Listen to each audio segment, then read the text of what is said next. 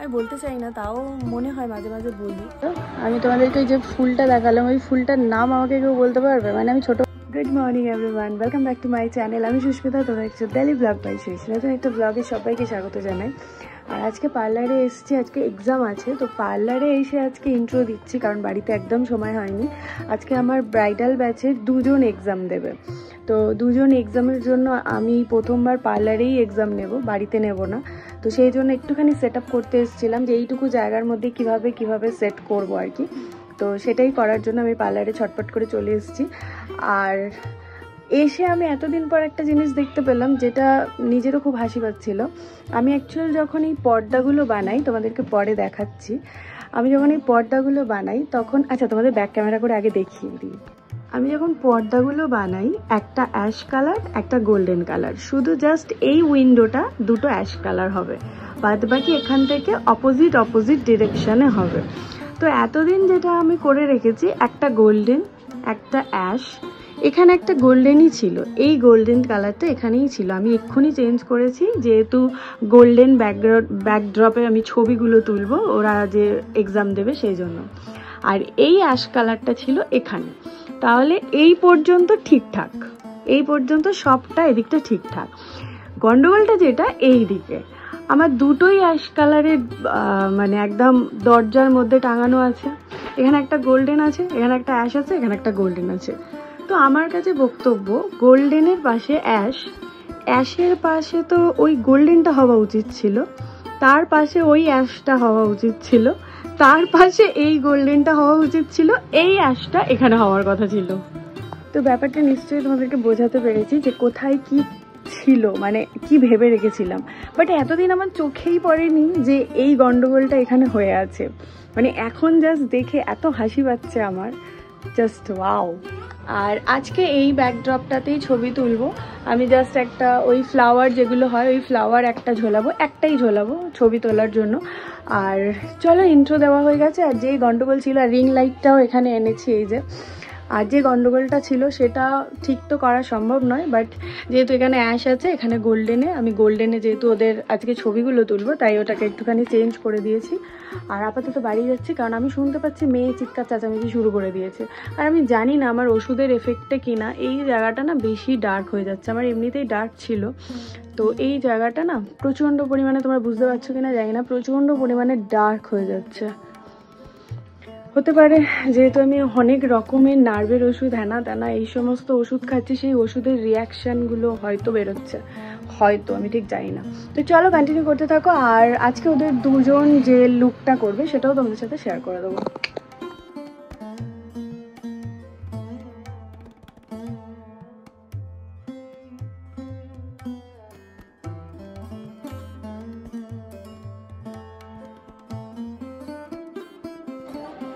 তো আমি যেই ফোনটা অন করেছি, তো বিট্টু ফোন করেছিল। আমি তোমাদেরকে যে ফুলটা দেখালাম, ওই ফুলটার নাম আমাকে কেউ বলতে পারবে? মানে আমি ছোটোবেলা থেকে দেখে আসছি, আমাদের এই ফুল ভর্তি। শ্বশুরবাড়িতেও গিয়ে দেখছি আমার শ্বশুর গাছ বসিয়েছে, ফুল হয়েছে থোকা থোকা আমারই ঘরের সামনে। কী ফুল আমি জানি না, তো কেউ যদি নাম জেনে থাকো আমাকে প্লিজ জানিও। আর চলো আমি পার্লারে যাই। একটু জামা পরেছি, একটু কানের দুল পরেছি, ব্যাস এনাফ। আজ যেহেতু এক্সাম আছে, ওরা এসে গেছে, ওরা অলরেডি এক্সাম দিতে স্টার্টও করেছে। চলো আমি যাই।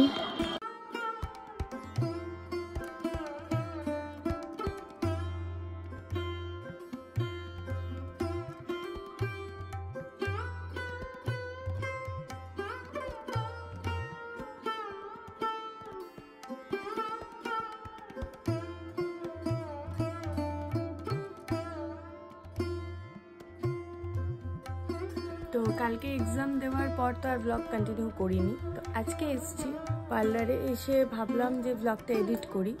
এডিট করতে গিয়ে দেখলাম করিনি, মানে একজন তো মিসিং ছিল ফার্স্ট কথা। মানে 2 জনের যে সাজানোর লুক, লাস্ট লুকটা তো আমি ওর সাথে মানে তোমাদের সাথে শেয়ার করতেই পারিনি। তার কারণ হচ্ছে ওর এতটাই তাড়া ছিল যে চটপট করে জাস্ট কয়েকটা ছবি তুলেই ছেড়ে দিয়েছি, কোনোভাবে শেয়ার করতে পারিনি। আর আমি জানি না আমার রুমটাতে এত বাজে কোয়ালিটি আসছিল, আর হতে পারে ব্যাকড্রপগুলো প্রচণ্ড পরিমাণে চমকাচ্ছিল, যার কারণে মেকআপ করা অবস্থাতে মুখগুলো অক্সিডাইজ হচ্ছিল। তো আমি জানি না এরপরে কিভাবে শ্যুট করব, কারণ এখানেই আপাতত যেহেতু শীতকাল মেকআপের ক্লাস করানো বা মেকআপের সব কিছু এখানেই হবে। তো তাই আমি জানি না কিভাবে কি করব, বা বাড়ির থেকে হয়তো ব্ল্যাক ব্যাকড্রপটা আনতে হবে, এনে এখানে লাগাতে হবে, আবার সেটিং করতে হবে। আমি জানি না, এইসব নিয়ে না পাজল হয়ে যাচ্ছি। মানে একটা মেকআপ আর্টিস্ট, মানে আমি বলতে চাই না, তাও মনে হয় মাঝে মাঝে বলি, হ্যাঁ সবাই মেকআপ শিখছো, সবাই সব কিছু করছো, ঠিক আছে, কিন্তু সব কিছুর পরেও না একটা কিছু ভেবে করা উচিত। যার বাড়িতে জায়গা নেই বা যে ভাড়া নিতে পারবে না জায়গা, মানে ছোটোখাটো স্টুডিও করতে পারবে না, তার না অনেক সমস্যা হয়। যেমন আমার হচ্ছে এখন বলে না, আমার সারাটা জীবনই এরকমই ঝামেলা। কারণ আমার সেই মানে আহামরি একটা ইনকাম নেই যে আমি কোনো একটা স্টুডিও ভাড়া করে রাখবো বা আমি একটা আলাদাই নিজস্ব স্টুডিও করব।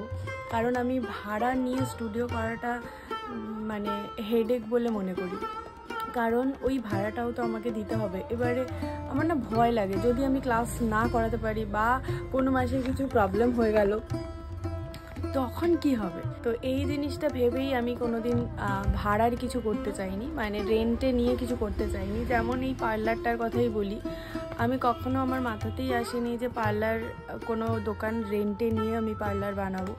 আমি সবসময় ভেবেছি যে নিজের করার কিছু।